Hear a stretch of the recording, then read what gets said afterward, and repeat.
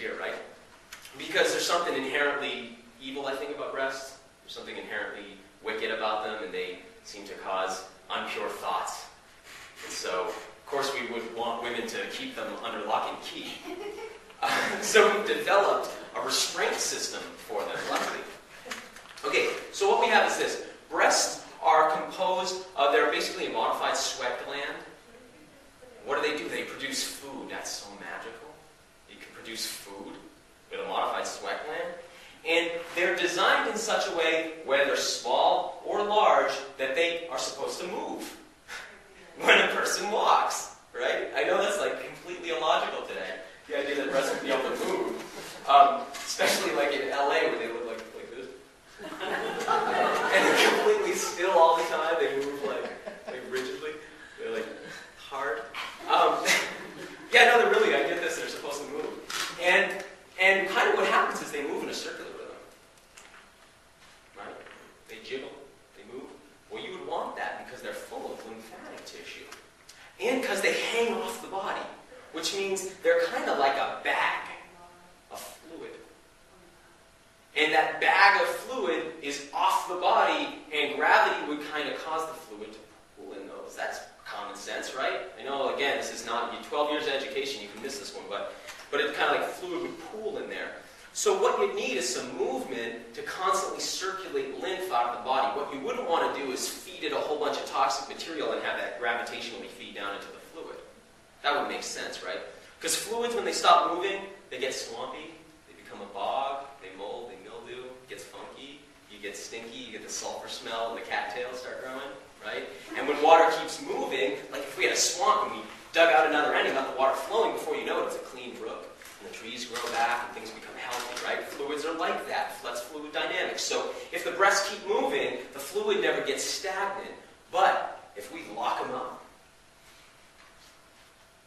the fluid never moves, and then the breasts become basically sacs of stagnant lymph, collecting antiperspirants and lotions, and that stuff stagnates in there, and that becomes the hot spot that if you were going to grow some kind of toxic organism, or some kind of mutation was going to happen, and a new organism was trying to develop itself out of your DNA, probably it's going to happen in that real toxic sac of fluid that's locked up under lock and key and never sees the sun, right? I mean, that's just kind of the obvious spot. Obvious spot, especially when the lymphatic system's blocked and the lymphatic organs are being cut off with a metal wire. Because that little bit of pressure from that wire is enough to completely occlude the lymphatic flow. Again, really obvious, right? Like if you have a thin garden hose. And again, like say we had a thin tube of fluid, and there was no pump, so the fluid's just trickling through. It wouldn't take a lot of weight to kind of close that fluid flow off, right? It's just so obvious. How many women have seen other women, or in yourself, indentations, where the shoulder looks like this? Here's the head, and the shoulder, and then there's this boom, and then the shoulders come out because there's like a bra indentation.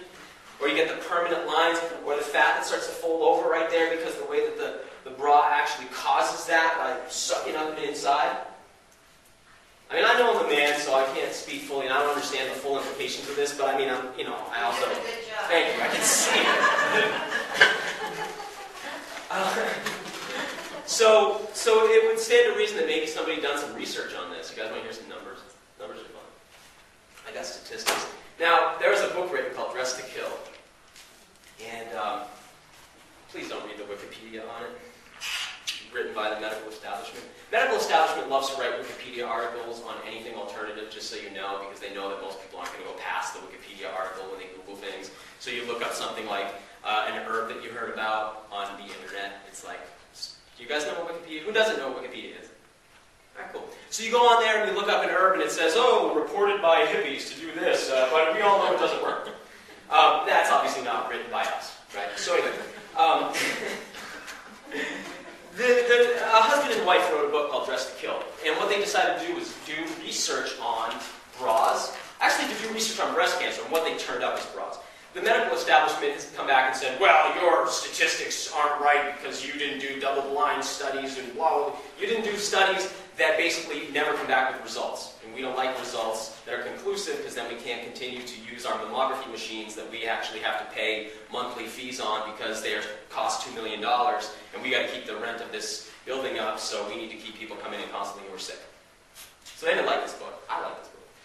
All right, women who wear bras 24 hours a day. I was shocked when I found out there were people who wear bras 24 hours a day. I've met women who never take them off, except when they go in the shower. I met a girl once, she said, yeah, I've been naked in bed twice. Both times I was having sex. I was like, gross. God, to me it's like, when can I get these things off, you know? So there are women who wear bras 24 hours a day. Shocking, okay. They're that uncomfortable with their breasts and they want to keep them locked up all the time. So they wear them 24 hours a day. Well, based on this study, women who wear bras 24 hours a day have a 3 out of 4 chance of developing breast cancer. 3 out of 4. So 4 women wear a bra 24 hours a day, 3 of them are going to get breast cancer. Women who wear bras 12 hours a day but not to bed, it goes down to 1 out of 7. There's some great studies, this is what they show. See, breast cancer is a cultural phenomenon. That's cool. Breast cancer is a cultural phenomenon. In other words, other cultures don't have breast cancer till they take on the Western lifestyle. There's studies out of Japan, studies out of Fiji, studies out of other indigenous cultures, and they show that those people don't have breast cancer till they start living a Western lifestyle and start wearing bras. Typically, where you really see it is when those women get office jobs and they're forced into bras. That's when the breast cancer develops.